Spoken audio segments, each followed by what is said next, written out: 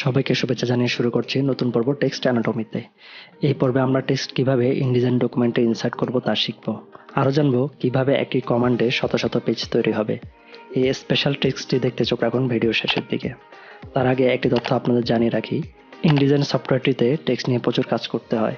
এর টেক্সট ফিচারগুলো অত্যন্ত সমৃদ্ধ, তাই সুন্দর এবং সহজ লেআউট তৈরি করতে হলে আগে টেক্সট ফিচারগুলো সম্পর্কে ভালোভাবে জেনে নিতে হবে। তাহলে চলুন শুরু করা যাক। প্রথমে একটি ওয়ার্ড ফাইল আমরা ইনডিজাইনে প্রবেশ করাবো। সবথেকে সহজ পদ্ধতি হলো ওয়ার্ড ডকুমেন্টটিতে লেখাগুলো কপি করে ইনডিজাইনের ডকুমেন্টে পেস্ট করা।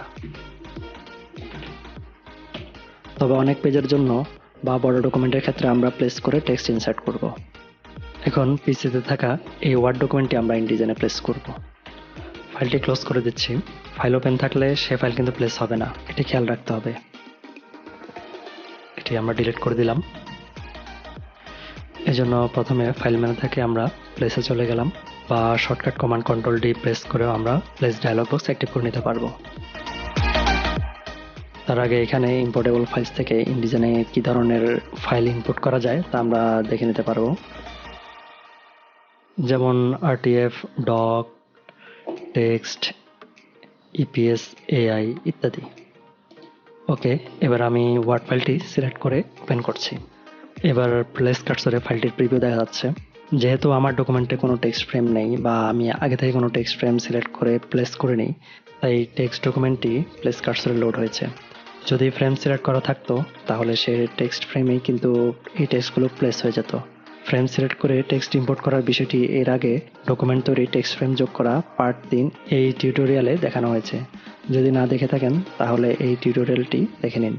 উপরের আই বাটন থেকে দেখে নিতে পারেন, বা ভিডিও ডিসক্রিপশনে লিঙ্কটি দেওয়া আছে। এবার একটু ভালোভাবে খেয়াল করুন।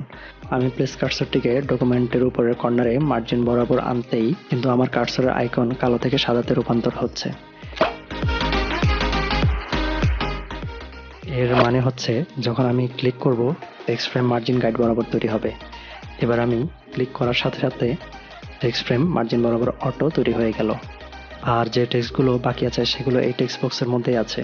ডান দিকে নিচের এই লাল প্লাস আইকনটিকে দেখে আমরা বুঝতে পারবো আমার আরও টেক্সট রয়েছে। এখন আমার ডকুমেন্টটি কিন্তু মাত্র এক পেজের, কিন্তু আমার আরও টেক্সট বাকি রয়ে গেছে। কয়েকটি পদ্ধতিতে আমরা ভিতরে এই টেক্সটগুলোকে পেজে সেট করতে পারি। যদি ম্যানুয়ালি পেজ অ্যাড করে টেক্সট ফ্রেম সেট করি তাহলে কিন্তু অনেক সময়ের ব্যাপার। এখন আমরা একটি টেক্সট অ্যাপ্লাই করব অটো পেজ তৈরি হওয়ার জন্য। এবার আমি আন্ডু করে আবার প্লেস কার্সর লোড করলাম। এরপর আবারও প্লেস কার্সরটিকে মার্জিন বরাবর নিলাম আগের মতো করে। এখন কিবোর্ড থেকে শিফট প্রেস করলাম। এবার দেখুন কার্সরে পাকানো একটি তীর চিহ্নের মতো আইকন চেঞ্জ হয়েছে। শিফট কিন্তু প্রেস করা থাকতে হবে। এবার আমি ক্লিক করলাম। অনেকটা ম্যাজিকের মতো আমার টেক্সট ফ্রেম তৈরি হয়ে গেছে, পাশাপাশি যতগুলো পেজ দরকার তাও তৈরি হয়ে গেছে, এবং টেক্সটগুলো থ্রেডেড টেক্সট বা লিঙ্কও হয়েছে। পরের টিউটোরিয়ালে থ্রেডেড টেক্সট নিয়ে আলোচনা হবে ইনশাল্লাহ, আপনারা দেখবেন। সবাইকে ধন্যবাদ জানিয়ে এখানে শেষ করছি। পরের ভিডিও দেখার